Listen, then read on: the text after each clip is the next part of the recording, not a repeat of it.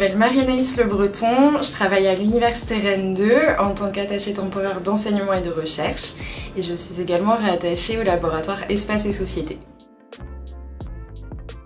Je ressors d'un projet d'un petit peu plus de 6 mois avec des pédagogues du groupe rennais de pédagogie et d'action sociale. On a répondu à un appel à projet Sciences avec et pour la société, soutenu par la plateforme Tissage, et donc on a essayé de développer des pédagogies alternatives avec des publics jeunes. Dans ce projet, ce sont les enfants qui ont été chercheurs,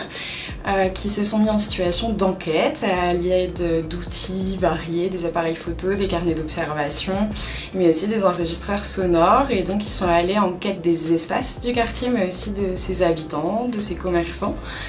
Et l'idée c'était vraiment qu'ils puissent porter leur regard, valoriser aussi leur regard sur le quartier, plutôt que de décrire des modes d'occupation, des espaces publics ou des pratiques du quartier seulement au prisme des adultes. Ce sont des adultes qui racontent le territoire, qui racontent la manière dont on occupe et on vit un espace. Et là, l'objectif, c'était vraiment que des enfants puissent se saisir d'outils particuliers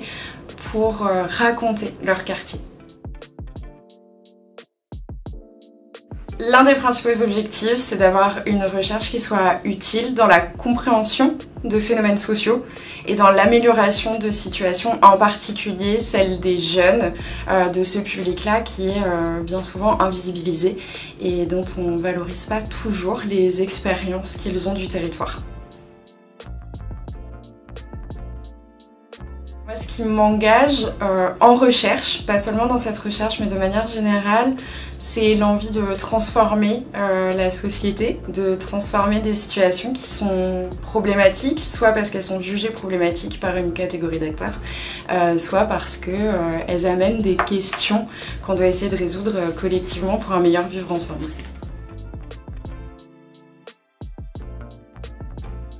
Moi, je suis arrivée ici avec beaucoup de questions